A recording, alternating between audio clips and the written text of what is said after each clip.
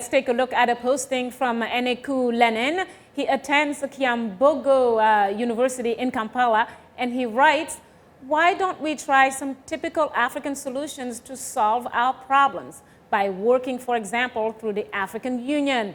The problem is that we do not trust our ability to solve our own problems. And a last comment comes from Moultrais Lutu in the DRC, in the Democratic Republic of Congo, who writes, I am 100% sure that nothing positive will happen when the UN and the US are involved. If President Joseph Kabila can just retire and allow someone else to fix the mess, maybe this could make the Congolese people realize the value of unity, peace, and dialogue. Shaka. Thank you so much, Mariama. What about that, Dr. Vincent Magombe?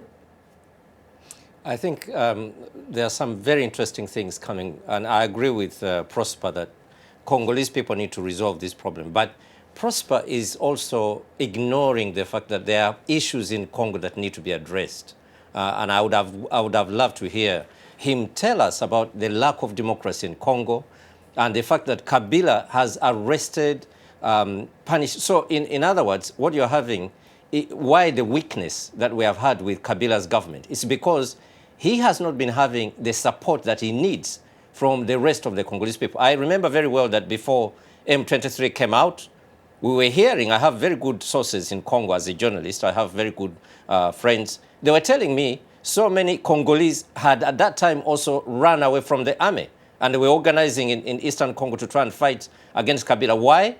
Because after elections, he arrested all the other opposition leaders, Sekede, and so on. The elections themselves were quite questionable, the way they were held. So if you don't resolve the issues of governance, democracy in Congo, and you think you will just strengthen the army, it won't help. So I would love to hear from my colleague, Prosper, what he says about that.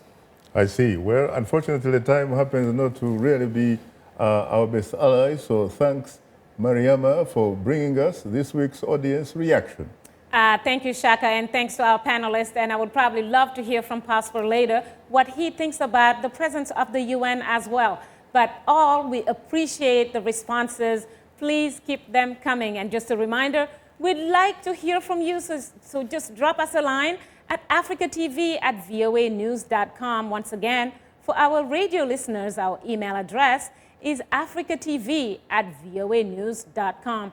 Or post your comment on our Facebook page. Just enter the keywords Straight Talk Africa.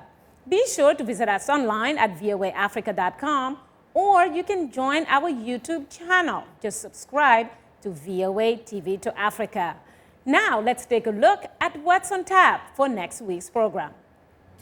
Next week on Straight Talk Africa, Shaka goes one-on-one with Sierra Leone President Ernest Bai Koroma. The 59-year-old Koroma won a second term as president last year in the country's third election since an 11-year civil war ended in 2002. That's next week, right here on Straight Talk Africa. Thank you very much, Mariama, a descendant, of course, of Othman Don Fodio, the revolutionary reformer of the once great Fulani Kingdom in West Africa.